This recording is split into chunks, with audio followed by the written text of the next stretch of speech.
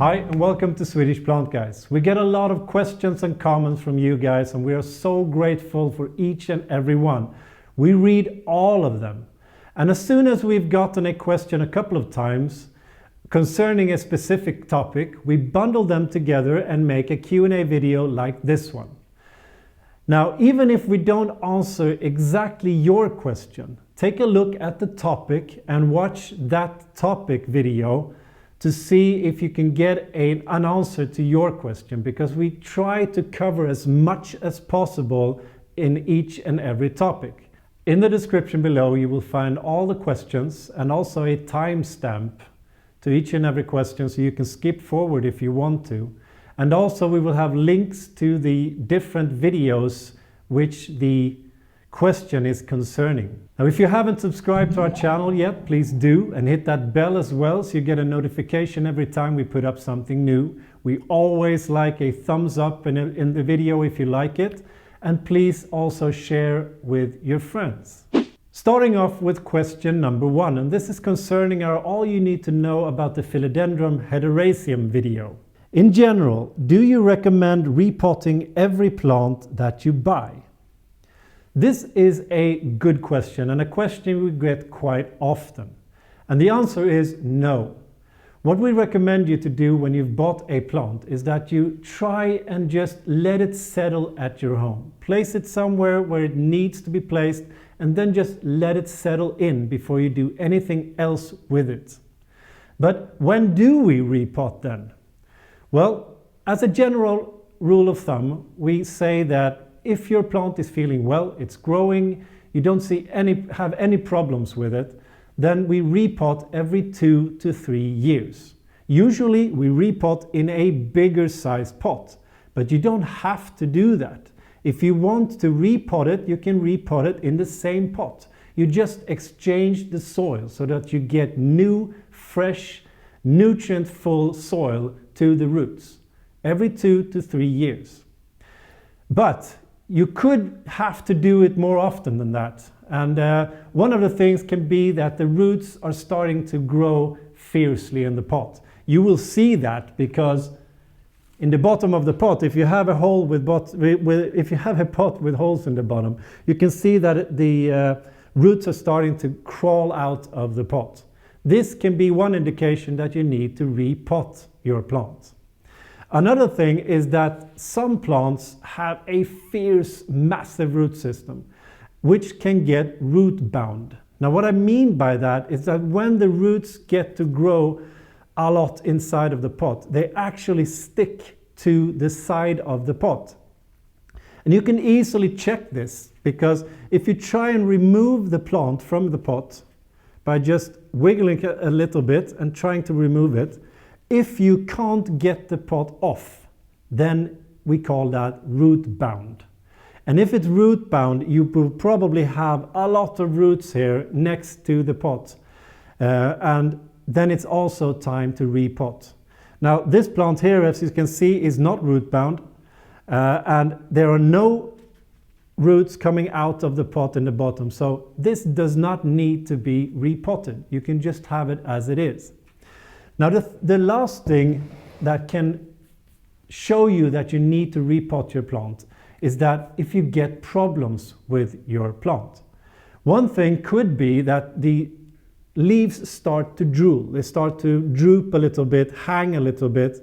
Another thing can be that you get black spots on the leaves. Now, this could be the beginning of root rot, which also means that we should recommend you to repot that. You have to cut off the roots that have this rot on them.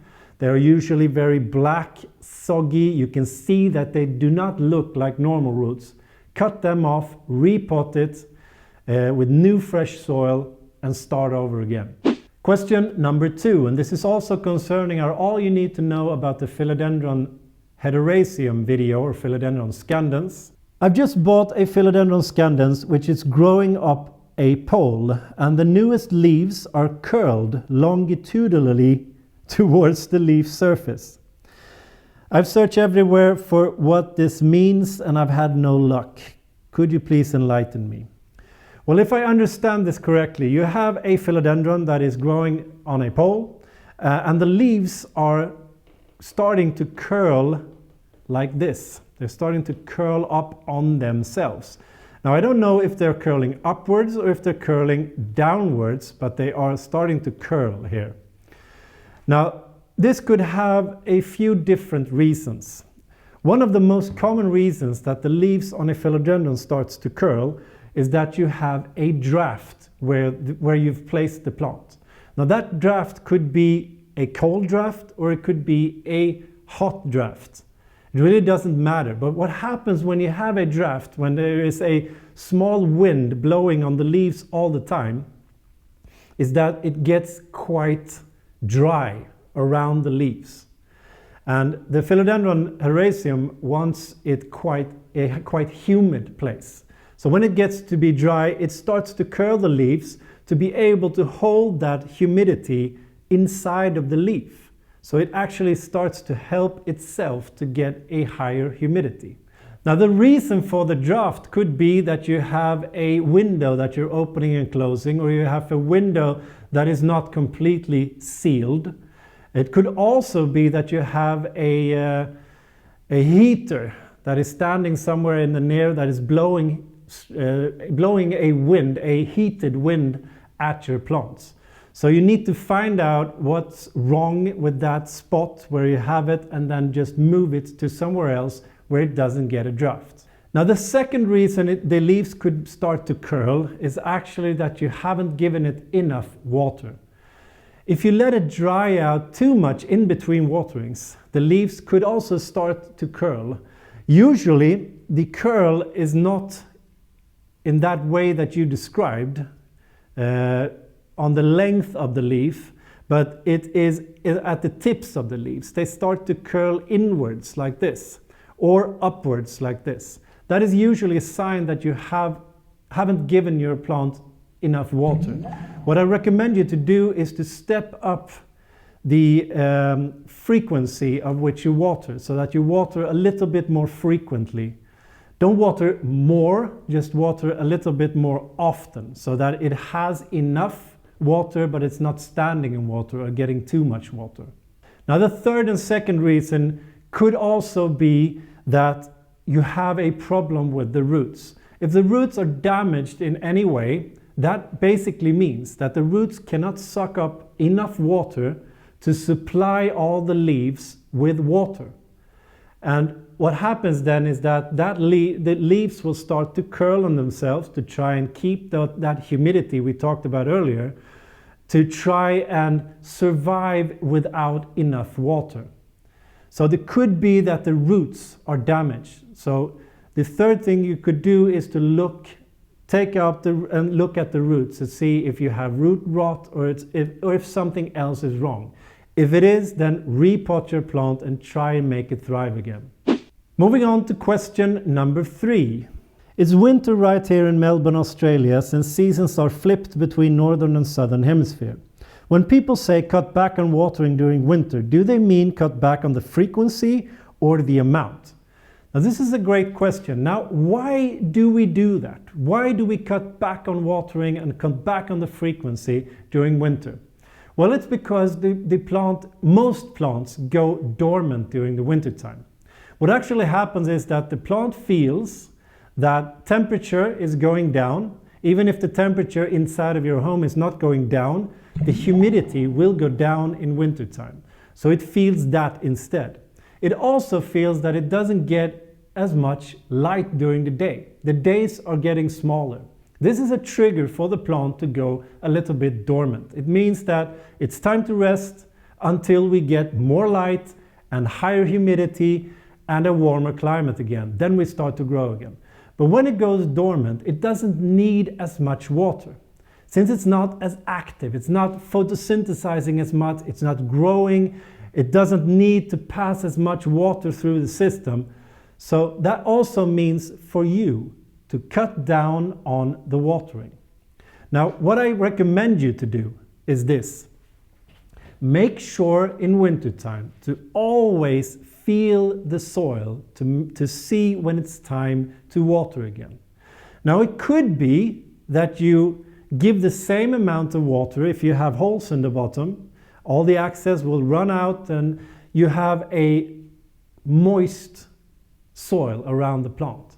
But that moisture is going to take a longer period of time before you need to water again than in the summer. So that in this case then, well, just water it less frequently than you're used to. But you could also cut down on the watering, water it a little bit less so that it takes the same amount of time for that smaller amount of water to be sucked up by the plant, and then you water as you usually do. But you've cut down on the water. But the most important thing, whatever you do, the most important thing is to always feel the soil. When you have a soil that is dry, let's say at least an inch down into the pot, then it's time to water again. And also, make sure that it is never ever standing in water. Almost no plants likes to be standing in water, and especially not in wintertime when it's not that active, because when it's standing in water the roots will rot and you will get a lot of other problems with your plant. Question number 4. I bought the Ponytail palm a year ago. I kept it beside a south window. Wintertime, lots of sunlight, watering, fertilizer, clean mealy bugs, but now all the leaves have turned brown, then dry, and it has died. I really don't know why. Could you give me some ideas, please? Well, this is concerning the Ponytail palm, which is called Boccarnia recurvata. Here in Sweden we call it flasklilja, so it has a lot of different names. Now what could have happened here is, and what I think has happened here, is that you have given it a little bit too much water. What I mean by that is that the Boccarnia is really sensitive on getting its trunk wet. So when you water a Boccarnia or a Ponytail palm, you need to make sure that you never water it on the trunk of the plant or next to it. Because what's happened here is that it has been feeling well, you've given it quite a lot of water during the summer and some water even during the winter time, you've fertilized it, but every time you watered, I think you have watered it so that the base of the trunk has gotten wet. Now what happens here is one or two things. When it gets wet next to the trunk, it starts to lose the roots.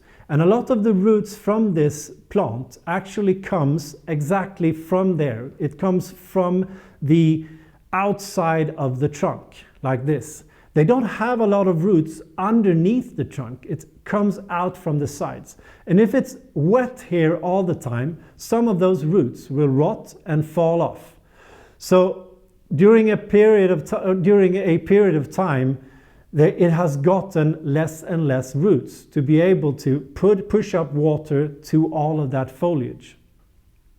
And that could be one of the reasons that all of a sudden you see something happening, all of the leaves are starting to become brown, then they become really hard and it just dies.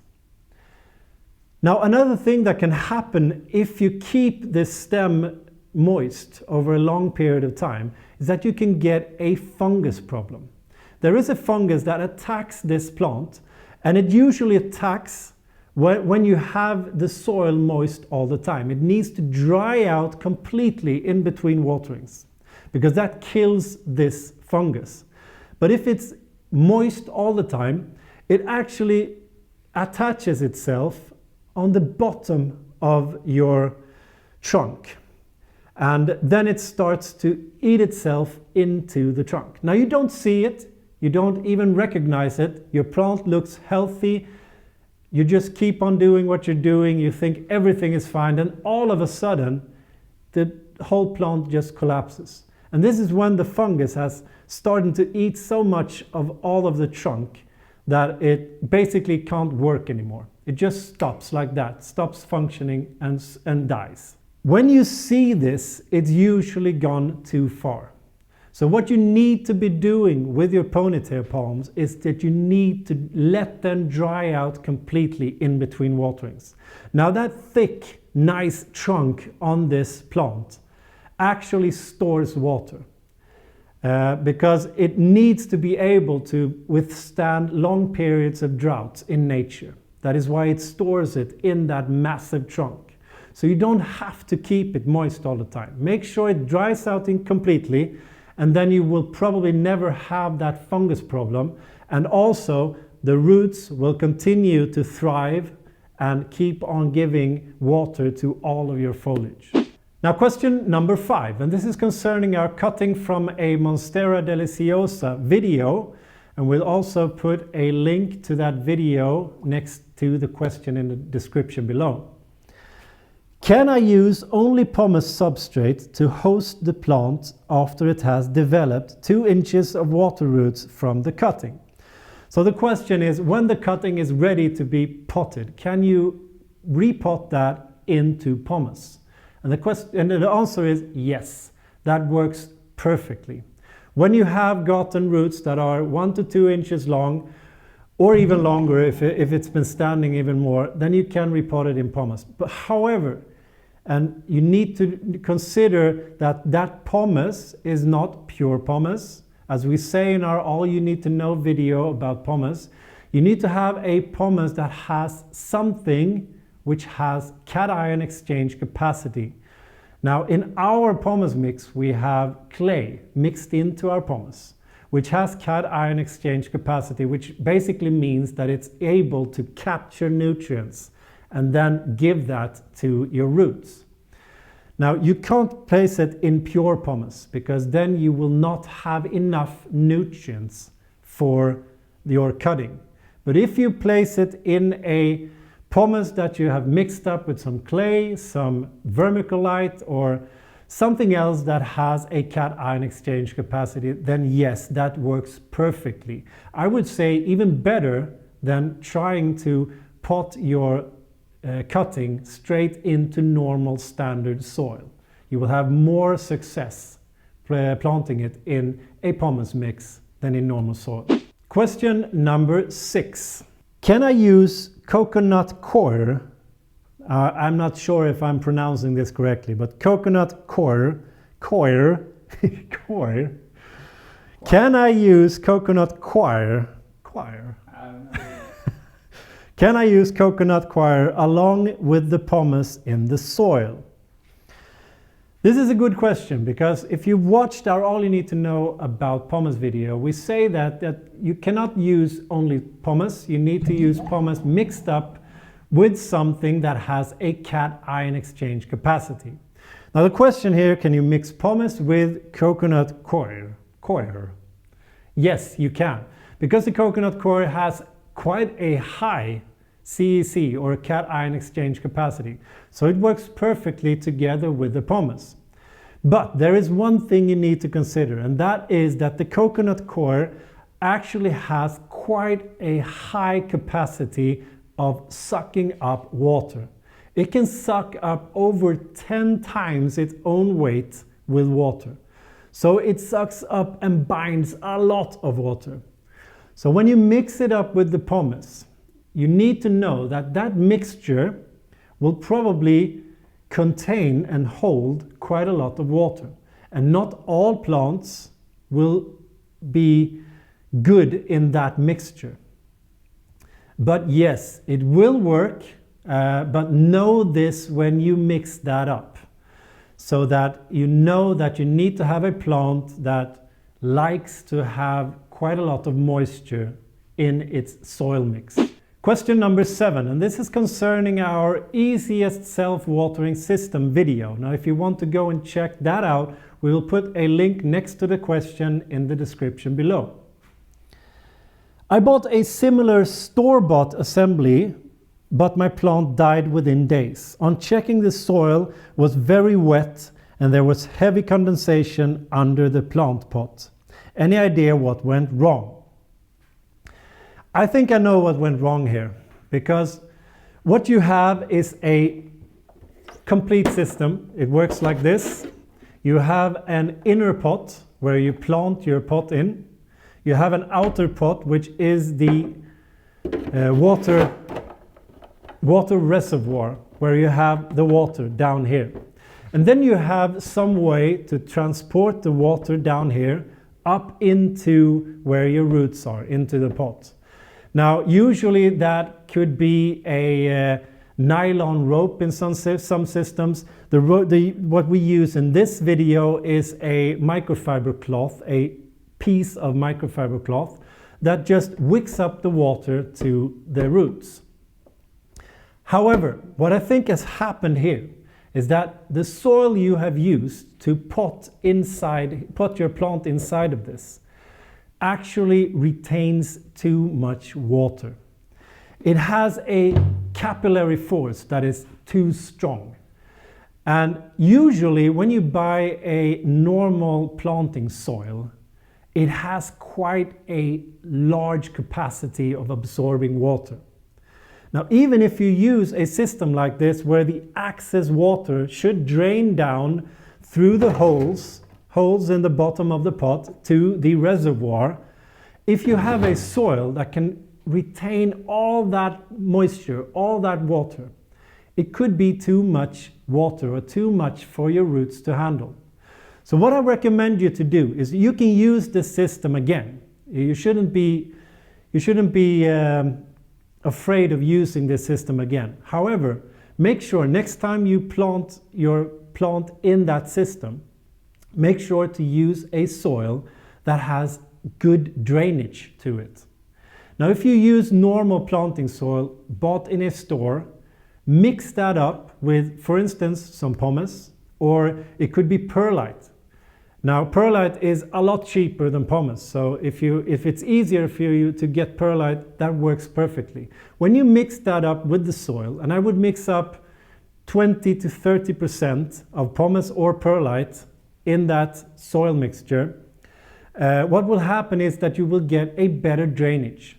You will still get water because it will transport water up to your roots, but you won't have as much water around the roots if you have good drainage, because all the excess will fall down into the water reservoir again. I think that is what has happened here. And if you planted a plant that needs to dry up in between waterings, if you know that it's that type of a plant, then just make sure that you do that in that system as well. When you don't have more water inside of your water reservoir, let it go a couple of days, maybe a week. Let it dry out completely in all of the system before you give it more water again. So you have let it dry out in between waterings. Question number 8, and this is concerning all you need to know about fertilizing your indoor plants. If you haven't watched that video, we will put a link next to this question in the description below, so you can go and watch that video. Now the question is, when fertilizing, should it be done when soil is dry or wet? Very good question as well. We always recommend you to, when it comes to indoor plants, to use a fertilizer that you mix up with the water and then water your plants with. If you do that, then you should never have to water the soil, make it wet, and then add the fertilizer with the water. You'd never have to do that. Because if you mix it up with the water, you can just water your plants when it's dry. That's fine. It works perfectly. However, if you're used to using some form of granulate fertilizer, or let's say some form of pellets that you mix up with the soil, or if you put it on top of the soil, then yes, I would recommend you to always wet the soil before you add those granulates, because otherwise you could be hurting the roots if you're not doing that.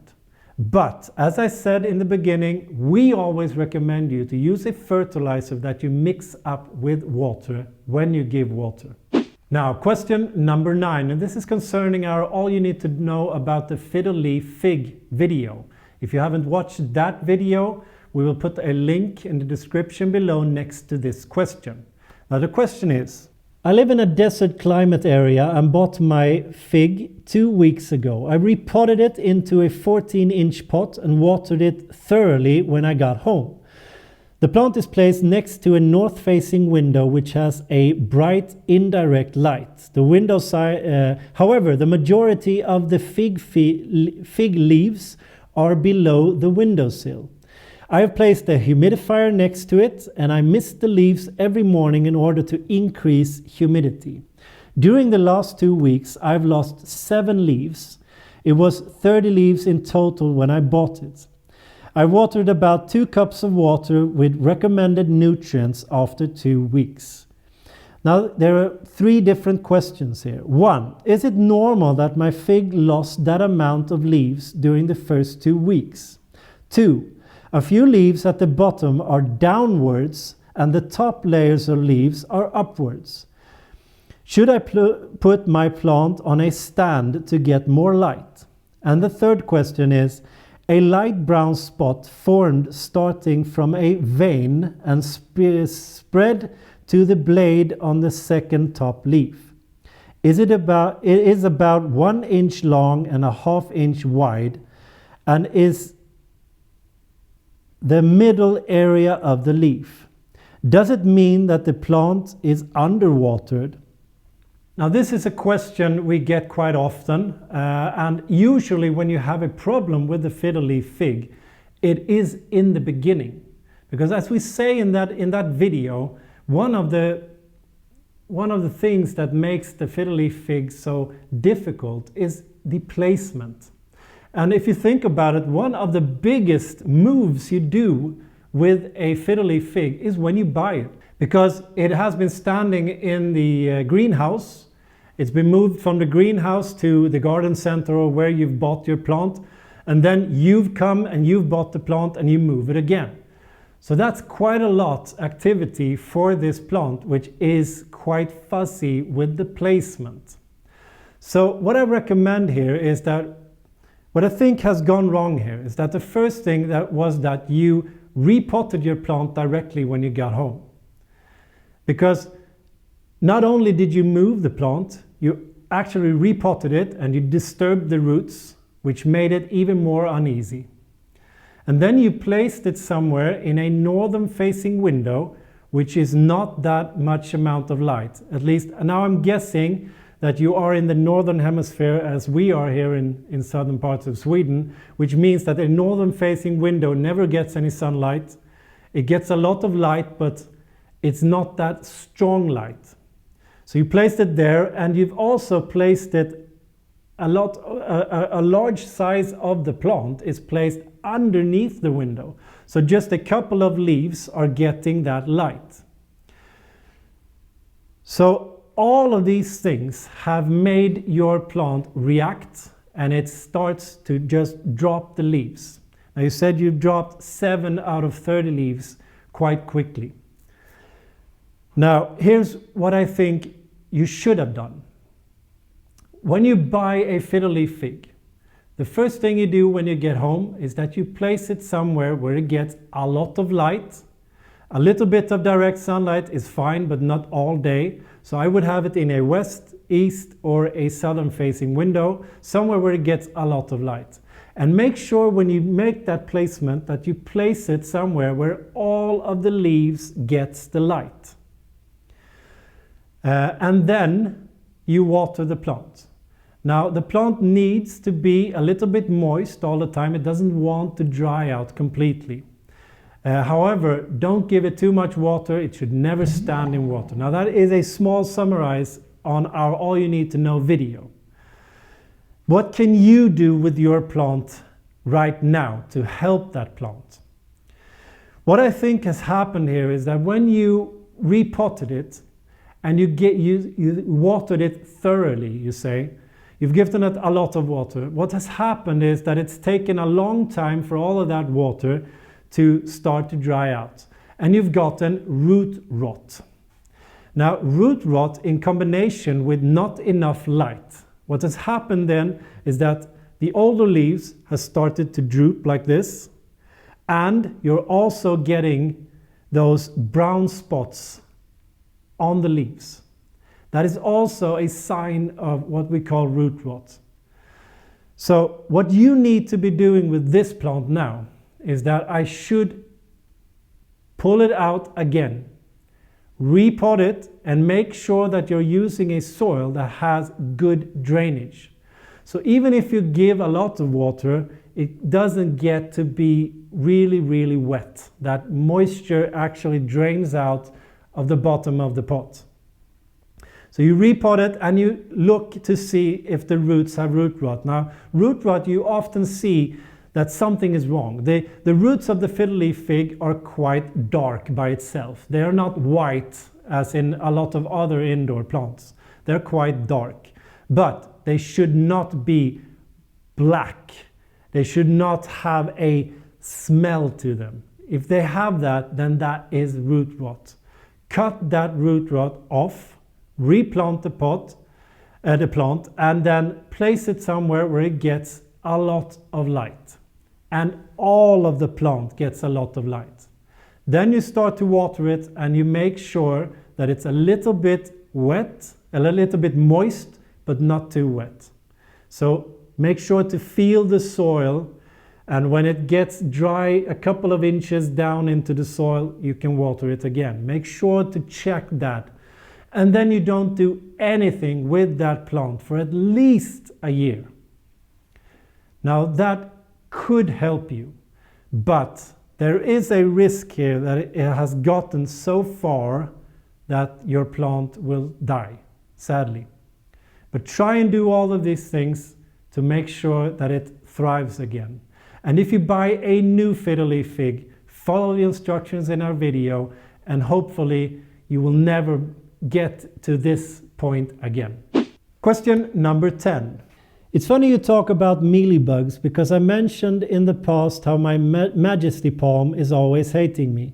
Well, a couple of months ago, it was not happy at all, and fronds were turning brown, etc. Then I found a couple of mealybugs, and I couldn't take it anymore. So I threw it outside and forgot about it. Now it's looking green and happy and growing new fronds again. And I can't see any mealybugs on it. I really didn't do anything. I was away from home most of that time. It's funny that you mentioned this, because one of the best ways of handling all types of pests is actually to do exactly what you did here.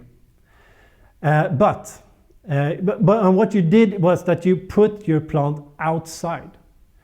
Because most of our pest problems that we get indoors are based on low humidity. They thrive on low humidity.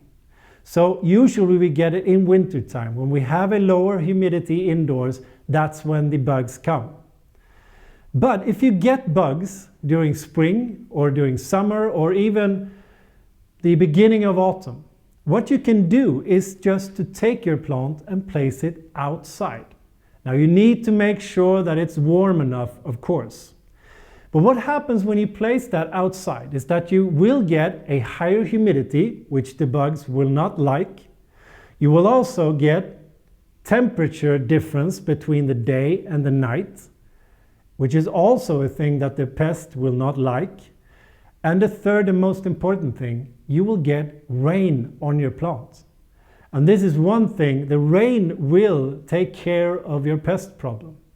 When the rain hits those leaves, most of the pest we get inside will actually stop biting, stop doing what they're doing, and either just flee or being washed off the plant.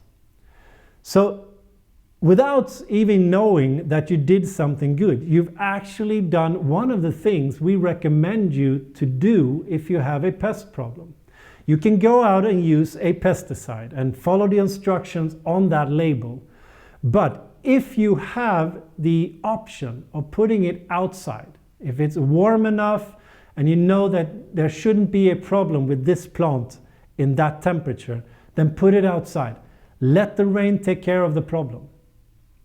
But if you know that it's not going to rain in a long time, you can use that pesticide on the plant, but keep it outside, because you're actually helping the plant to get rid of those pests. Now that was all for today. I hope you enjoyed this video. Please give it a thumbs up if you've liked it. And don't forget to subscribe to our channel as well. Hit that bell so you get a notification every time we put up something new. And as always, please share with your friends. Until next time, hej då!